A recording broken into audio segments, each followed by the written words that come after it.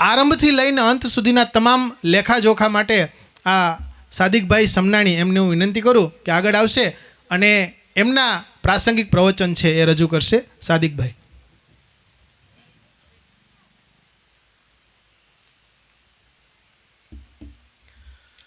બિસ્મિલ્લાહિર્રહમાનિર્રહીમ.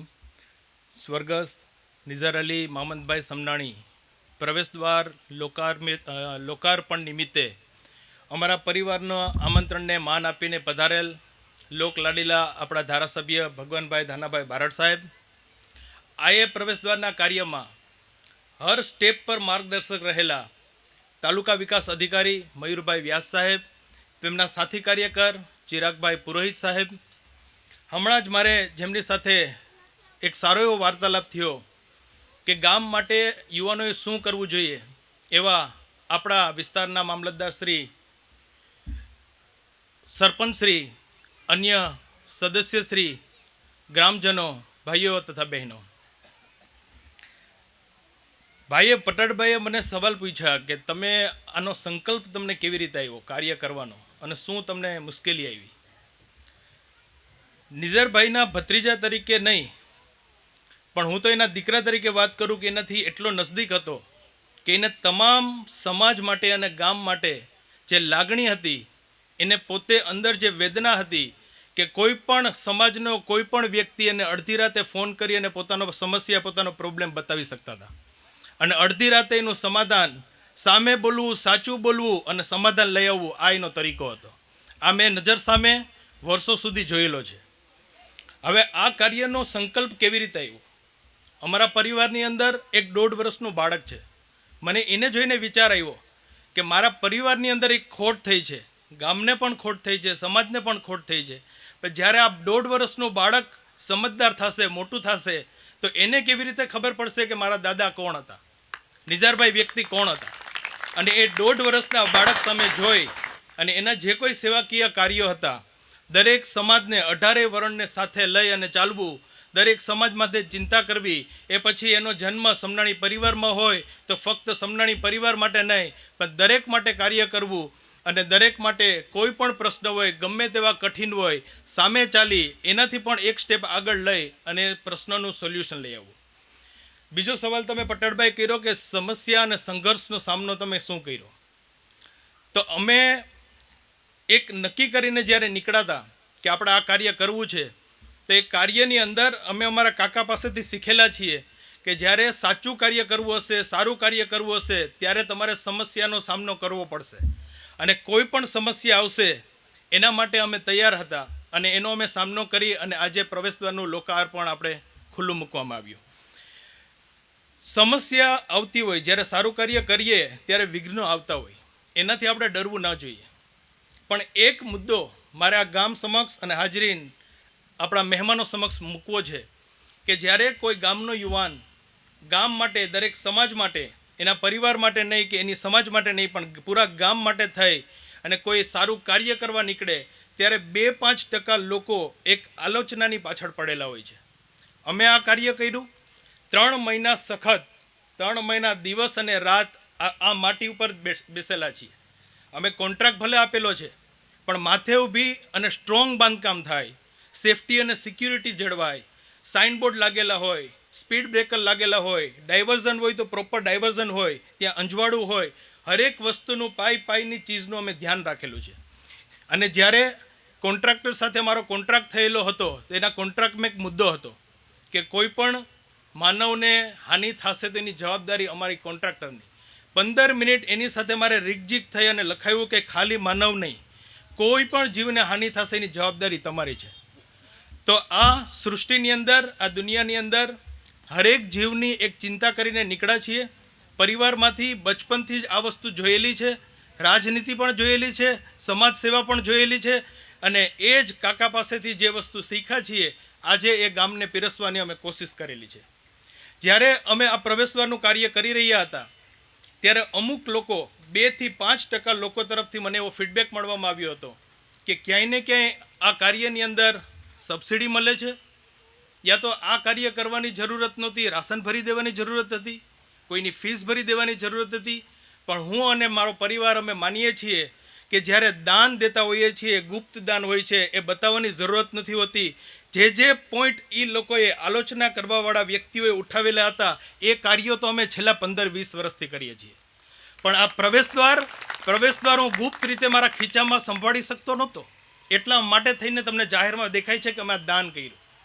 બાકીના જે કોઈ મુદ્દા એ કહે છે, આપણી અહીંયા ડાયમંડ હાઈસ્કૂલ છે જ, આગા ખાન ઇંગ્લિશ મીડિયમ સ્કૂલ છે, પ્રાથમિક શાળા છે, ત્યાંના આચાર્યના ત્યાંના અકાઉન્ટિંગના રજિસ્ટરમાં જોઈને તમે ચેક કરી શકો છો કે અમે શું દાન આપ્યું છે.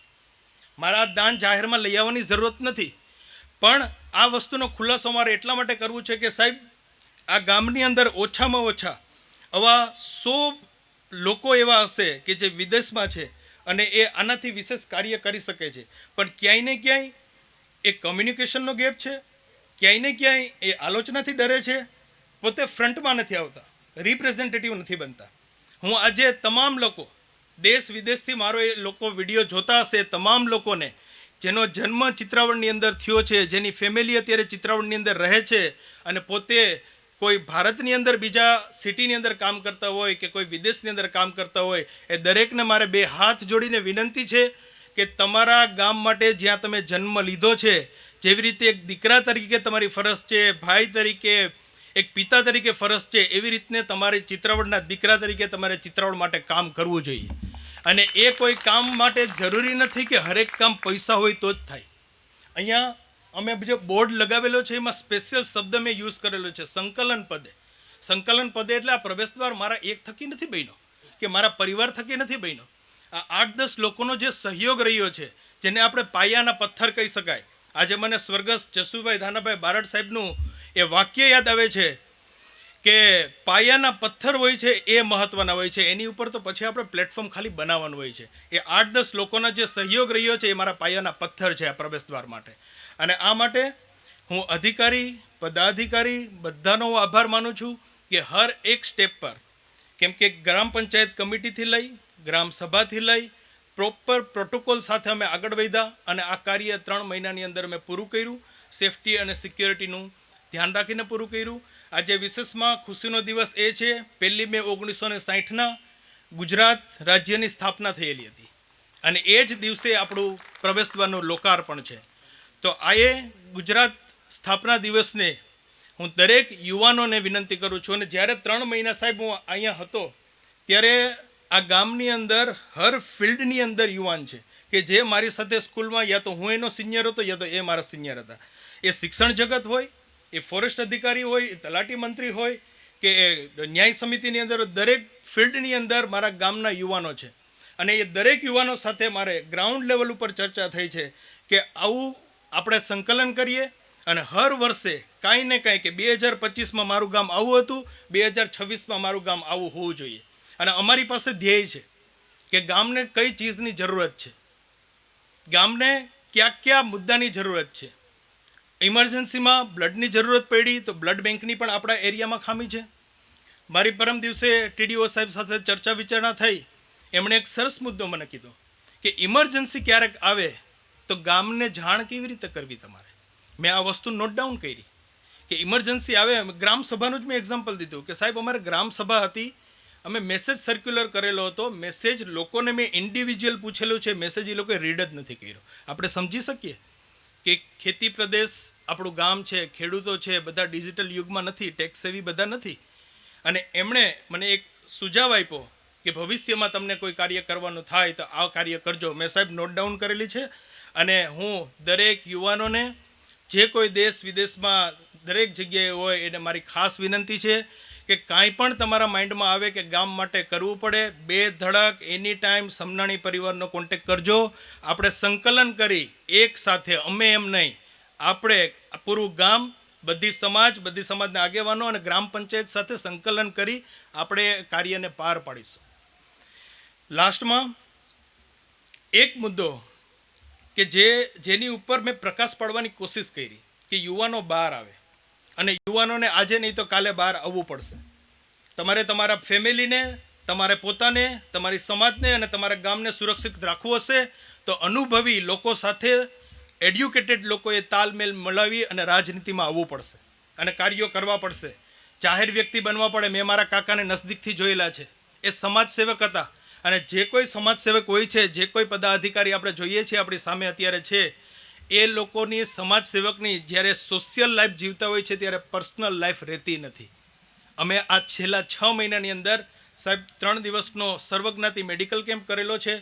આ જે કોઈ આપણો આજુબાજુનો એરિયો છે એ ટોટલી ક્લીન કરી, સાફ કરી, ભરતી કરી અને ચોખ્ખો કરેલો છે. પ્રવેશદ્વારનું નિર્માણ કરેલું છે અને હવે પછી અમે વૃક્ષારોપણ કરવાના છીએ. આ એક કાર્ય કરેલું છે અને દરેક યુવાનોને મારી વિનંતી છે, પ્લીઝ આગળ આવો. અધિકારી, પદાધિકારી, ગ્રાઉન્ડ લેવલ, ગ્રામ પંચાયતથી લઈ અને એન્ડ સુધી બધા સપોર્ટ કરવા માટે ઓપન આર્મ છે. એક તમારો ધ્યેય ક્લિયર હોવો જોઈએ અને ધ્યેય બધા માટે કંઈક સારું થાય એવો હોવો જોઈએ. એ બધા ઓપન આર્મ છે કે ઓપન આર્મ કરીને આપણી વેલકમ કરવા માટે રેડી છે કે તમે કાર્ય લઈને આવો. એ કાર્ય તમારું પાર કેવી રીતના પાડવું એના માટે અમે તમે સહયોગ આપવા માટે રેડી છે. અને લાસ્ટમાં એક વાક્ય છે, અંત હી આરંભ. આજે લોકાર્પણ કરીને ગેટનું તો અંત થાય છે, ગેટના બાંધકામનું તો અંત થાય છે, પણ હવે પછી આપણે જે જે કાર્યો કરવાના છે એ અમારા એક સર્ક્યુલરમાં, એક સ્કેડ્યુલમાં છે કે હવે પછી અમે શું શું કાર્ય કરવાના છે. અહીંયા આપણે પૂર્ણવિરામ લેવાનો નથી, અહીંયાથી આપણી શરૂઆત છે. અંત હી આરંભ, અહીંયાથી આપણા બીજા કાર્યોની શરૂઆત થઈ છે. અને આએ પ્રવેશ દ્વારને આપણે એક સિમ્બોલિક દરેક સમાજની એકતા તરીકે અને દરેક સમાજ મળીને એક કાર્યને પાર પાડીશું.